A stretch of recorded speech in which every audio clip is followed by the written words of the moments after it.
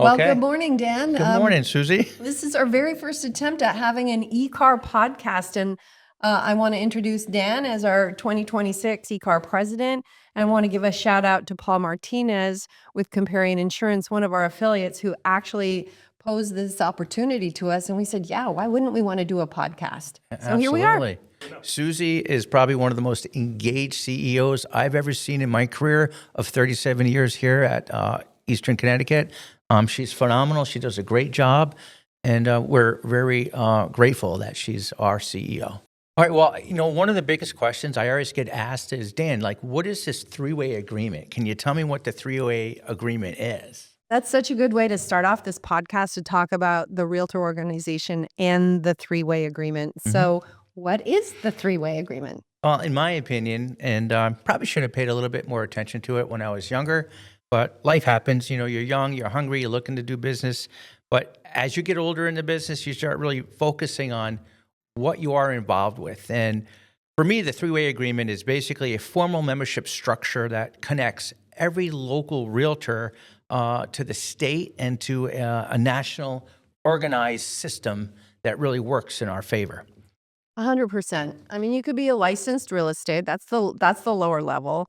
But to become a realtor, this is over 100 years of organized real estate. We have to remember, just out of the gate, over 100 years ago, realtor members, real estate agents, just like you, just like our members, decided that real estate was out of control. There was no regulation. It was caveat emptor, and they organized real estate by starting the National Association of Realtors. They started the Code of Ethics, which informs and guides regulations at the state level. So that alone, that is the beginning of the Realtor brand. Let's talk about the Realtor brand just a little bit.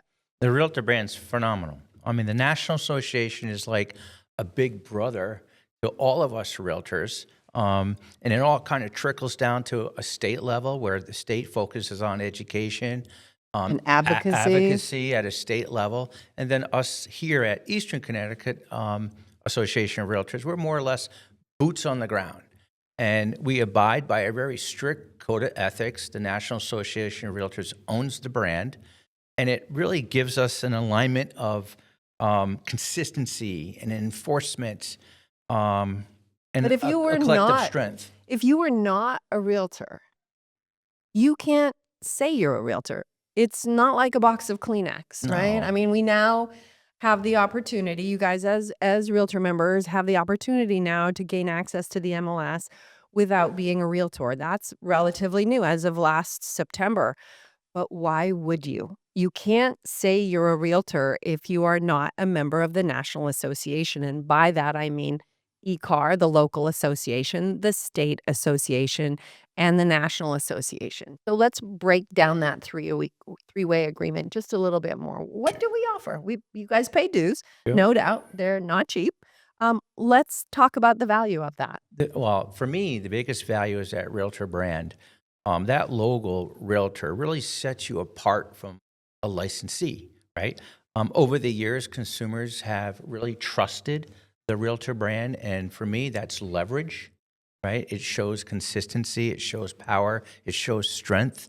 We live by a huge, strong code of ethics and a high standard level of doing business. And without that brand and without Big Brother or the National Association of Realtors advocating for us, Let's talk about that why advocacy. why would you want to be a licensee? 100%. And why would you rely on everyone else to provide the advocacy for the entire industry? The National Association of Realtors is a well-equipped lobbying body. They provide services in advocacy that are bar none the highest, the best, the most powerful advocacy body in the country, right? Yeah, absolutely. It keeps us unified, it holds us accountable, and it keeps us relevant in every market that we're involved in. Talk about some of the legislative priorities. Just at the national level, the priorities for 2026 is to support housing for the 21st Century Act, more homes on the market, uplifting first-time home buyer act, revitalizing downtowns and Main Street, saving the American Dream Act, fair and equal housing. I mean, fair housing protection. Like what was that 50 years ago, if not Oh for gosh, NAR really pushing buyer for beware more? 50 years ago. 100%. So we are all in that space. We want to Mm, make sure that everybody has a fair opportunity to buy a home if they want to do that. mm, And we support fair housing. absolutely. And then at the state level, CTR works very hard behind the scenes for all of you guys, for the industry, for your commissions. What are some of the things that we've done at the Connecticut level? Connecticut level, you got your There's always the conveyance tax for yep. one thing that Conveyance comes up tax was every year, and big we've this shot year. that down. Um, um, Rent controls was an issue that they talked about. Even at the state level, CTR does so much for us.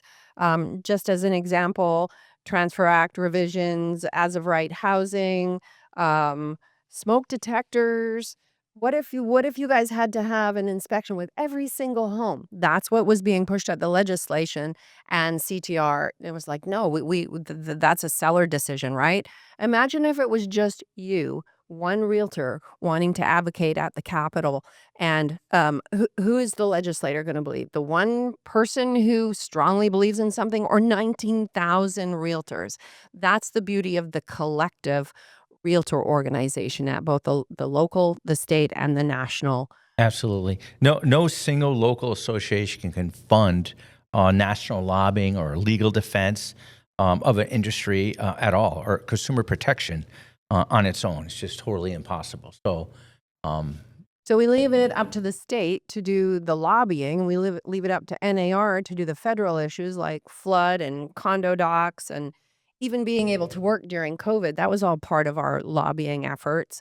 But at the local level, we're boots on the ground, and we rally our 1,200 members to gain and garner support for those efforts at the state and national. So we do RPAC, right? The advocacy absolutely. committee, and we're really good at it. We Mhm. do get a lot of money because, let's face it, it takes money to have our issues come up and be prioritized and passed. Yep. The Realtor Political Action Committee, we implement legislators that work in our favor and really protect realtors and look out after us. Very, very important. Thanks to 1.4 million members, NAR has some great benefits, and CTR at 19,000 members has some great benefits for us. Just for example, forewarn, Wow, that's a great program. that's a Yeah. member benefit. That's a value prop. That's probably $25 a month. That's $300 right there for Mm, that service. Inman News, the same, another 300. That's $600 just on two two. member benefits, and CTR dues are 265. So that trickles down to you at the local level. Every single one of CTR members gets that benefit.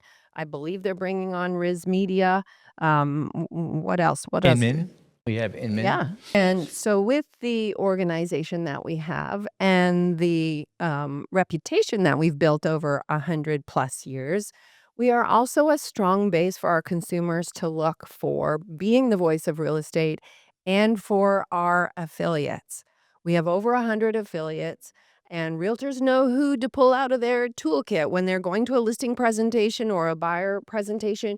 You guys know who the people are that are going to help get that transaction across the finish. Absolutely. And our local affiliates, she's talking about Eastern Connecticut's affiliates. We have about 100 of them. They're a phenomenal group of people to work with. They're educated in their field, and it just makes sense for us to use them Yep. versus some of these licensees. Don't know who you're getting, but also we have education as part of our three-way agreement at all levels. We've got designations and certifications at the national level. That's just increasing your reputation, your stance in the real estate industry. You've got all these designations. That means you care about learning and building your knowledge base so that you're a better realtor, right? And we probably put on 40 to 50 CE classes just at the local level. So education is, I would say, it's next level when you are with the Realtor brand. Absolutely. And what's so cool about the Realtor brand, whatever you're doing here in Connecticut, they're probably doing the exact same thing over in California. So it's a standard level of doing business Consistency. throughout the whole country. Just as another example of how important the Realtor Association is, the forms that you guys use to get your transactions completed, that is done by a group of local realtors, or at the state level, a Hmm. group of realtors around Connecticut who are getting together to put the best language there is, because you guys are the boots on the ground. You know when things need to happen, how they need to happen, and the language in our forms is bar none the best. I'm not just saying eCar, but realtors creating the forms to help you guys do your business. That's part of the three-way agreement. It is. It is real in-house forms that we basically go line by line by line, and it's all formulated based on our experience in the business. So the forms, MLS policy, all the fair housing enforcements, arbitration, mediation done at a state level, the standards of practice all flows because it's an organized structure. Yeah, it's a collective institutional knowledge that raises the bar on the real estate industry, and our consumers, your clients, are they're in good hands with realtors. Mhm, no doubt. It's what we do. Mhm. So to summarize, the three-way agreement exists. You got your one code of ethics and our standard of practices, unified advocacy throughout the country, and professional consistency, economies of scale. It all adds up to an organized group of professionals. And a great value proposition. If you think of it that way, I think that realtors would want to pay more to have that behind them as they're going out there and soliciting for business, helping clients achieve the dream of home ownership. It's That a no-brainer. no-brainer. That Realtor brand is actually a listing tool or a buyer tool. And if you explain it correctly and show your clients exactly what that Realtor brand stands for, it's leverage and it's a good positive thing. So this was our first eCar podcast, our first episode. Thanks, Dan, so much for being on it Thank you, with me. Susie. Thanks for all that you do for eCar, and we can't wait to talk about more. For future episodes, we want to make sure that you subscribe to our podcast. This is brand new, but we're going to be trying to distribute something every month to you on a regular basis this year.